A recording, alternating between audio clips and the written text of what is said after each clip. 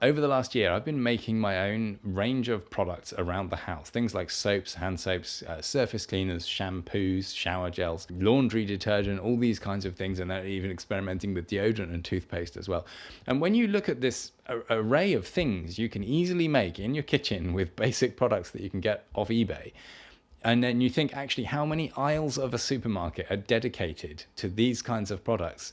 It's very clear that you can quickly make half the supermarket obsolete by just doing this yourself. And it's been an incredible journey. And I'm going to share some of the sort of take homes from these experiments. There are some products which I think you shouldn't make yourself now after experimenting with them. So I'm going to get into that.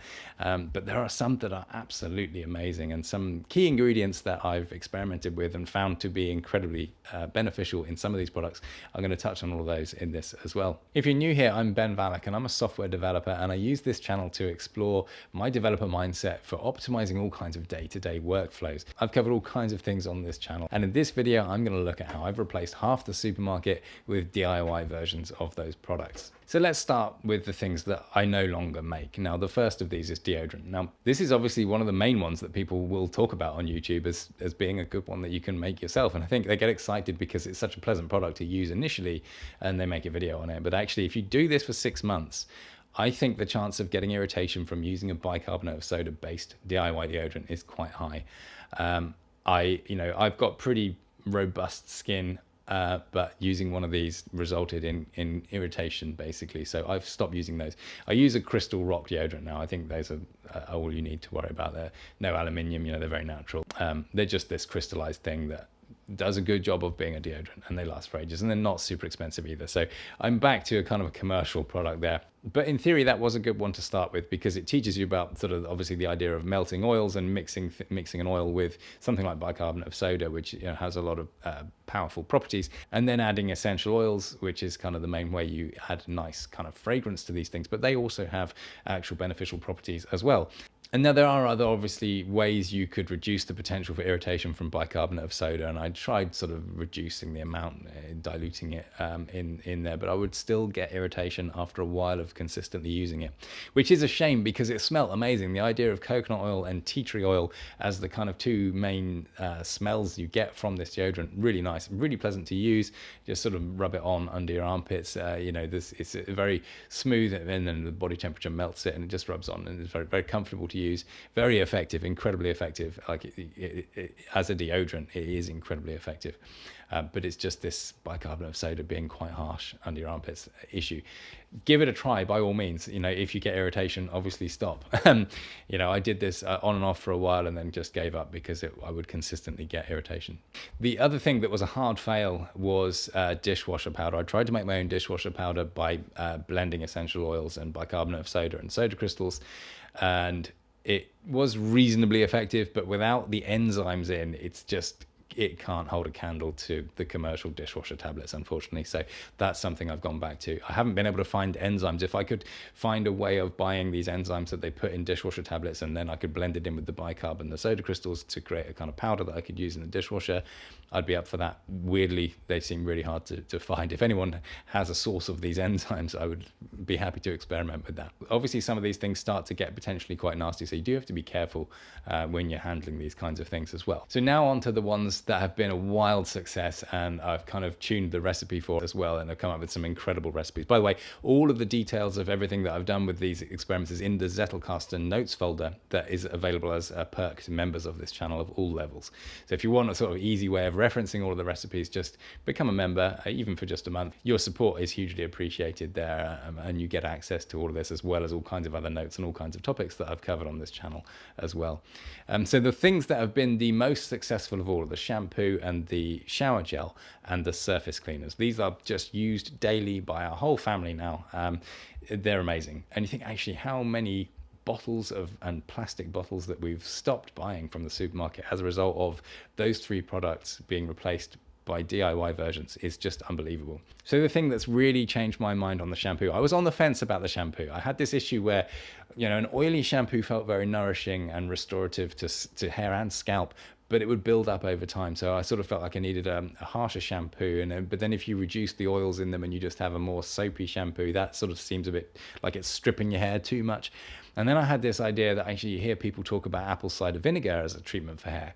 So I thought, what would happen if you just used that as the shampoo, just pure apple cider vinegar, obviously onto wet hair, so it sort of dilutes straight away onto the wet hair. That makes for an amazing shampoo that stops any build-up effect of oily sort of shampoos, which are obviously more like conditioners. So what I thought was a shampoo is actually a conditioner, and I now use the apple cider vinegar as the shampoo. This has been amazing. The effect of using this, that's enough, I think, for me to keep my very weird frizzy hair in a state where it's actually looking quite healthy and maintaining sort of curliness without looking frizzy. So the trick with this was adding shea butter to this conditioner, and I've actually also added the shea butter to the hand soap and the shower gel. This mixed with the other oils and base soaps in these products has just been incredible. The way it feels, the sort of moisturizing effect, the moisturizing and cleaning effect that it seems to have is just incredible.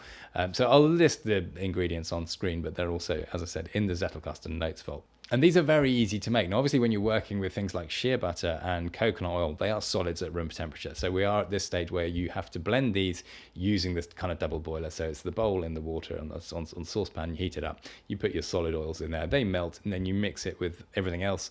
And it then stays as a liquid. It's weird. It doesn't settle. It's sort of, I don't know if it's like an encapsulation. Give it a shake. Obviously, they will sort of settle at different levels.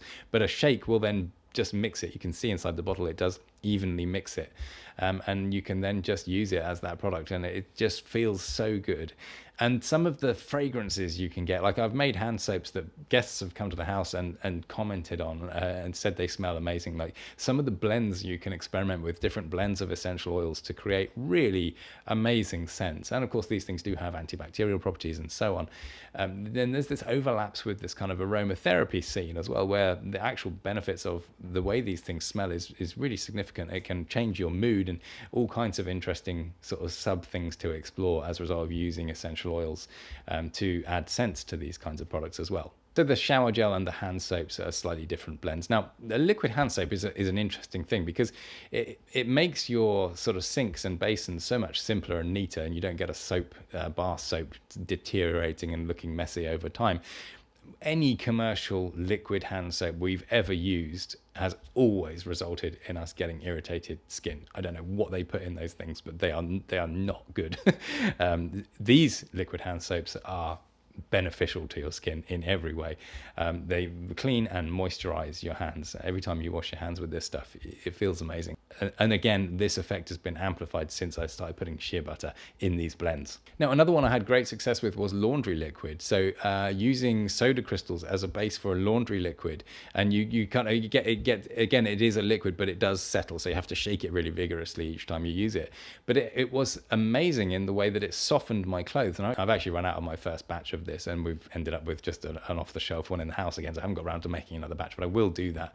I did find that incredible, and again, essential oils in that blend adds a nice fragrance, and yeah, a great product. And laundry liquid is one of these things. It's actually quite an expensive product to buy all the time as well, and you get a plastic bottle every time as well. So that was another really successful one. I will definitely get that back into my routine. So I've also tried making moisturizer. This was a really interesting thing. I don't find I need a moisturizer anymore, maybe as a result of using these sort of more nourishing shower gels and soaps.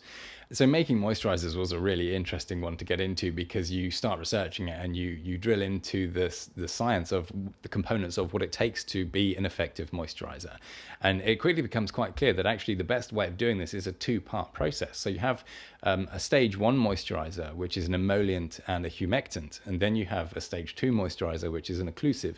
And these two things will work to moisturize your skin and keep the moisture in the skin. It's really interesting when you look at how these things work, especially on your lips as well. Like if you make a moisturizer without the occlusive layer, you can actually end up making dryness worse. And your lips are especially interesting because they don't have the glands that your normal skin does. It can't produce its own oils or something. So there's all kinds of interesting areas that are worth looking into.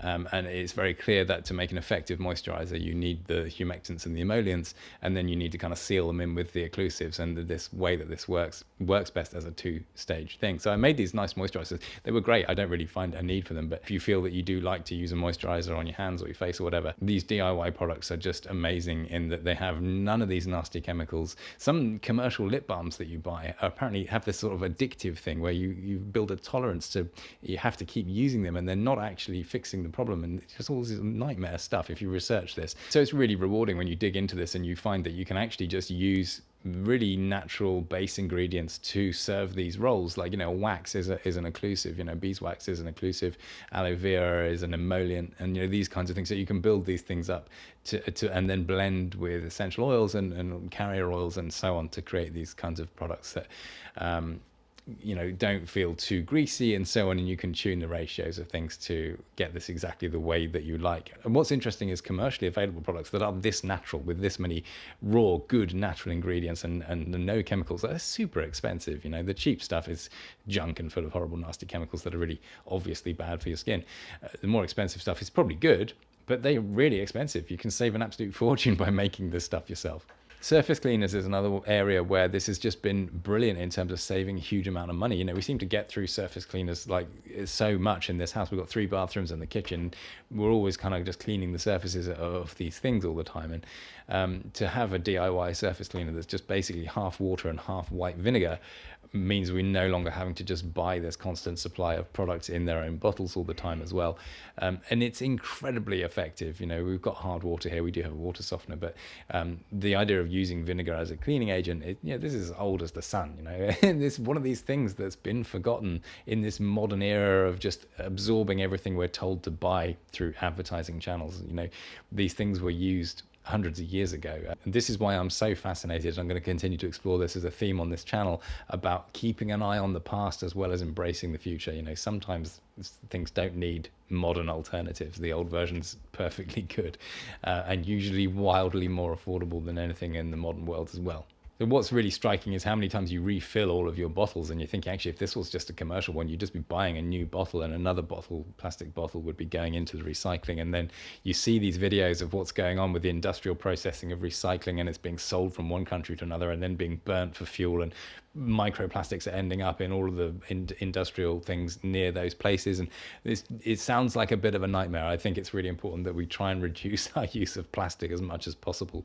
Reusing bottles with DIY products like this, you know, from bulk ingredients seems a good way of doing this to me. So hopefully that's given you a little bit of just a take on how, you know, how far-reaching the impact of making your own things like this can be. And you know, you do just have to look at a supermarket after you realize that the entire cleaning aisle has been replaced by your own products. The entire hair care aisle has been replaced by your own products, and the entire skincare aisle has been replaced by your own products. And you think, you know, just the level of industrial kind of waste and chemicals and overuse of chemicals in all of those areas that you're just eradicating by doing this yourself, and the result of these amazingly pleasant products to use. It's fun mixing up the essential oils to come up with new fragrances and all of this kind of stuff. It's just a brilliantly rewarding thing. So I've done this since the start of this year now, coming up to a full year of doing this, and it's been absolutely fascinating. So again, if you want all the details, all the recipes and everything that I've used, including kind of reviews of different things and suggestions for different essential oil blends, just become a member of this channel. Grab my Zettelkasten and Notes Vault. They're all plain text files that you can open in something like Obsidian or any kind of text editor essentially, and search through those to find the recipes. Your support from doing that is hugely appreciated.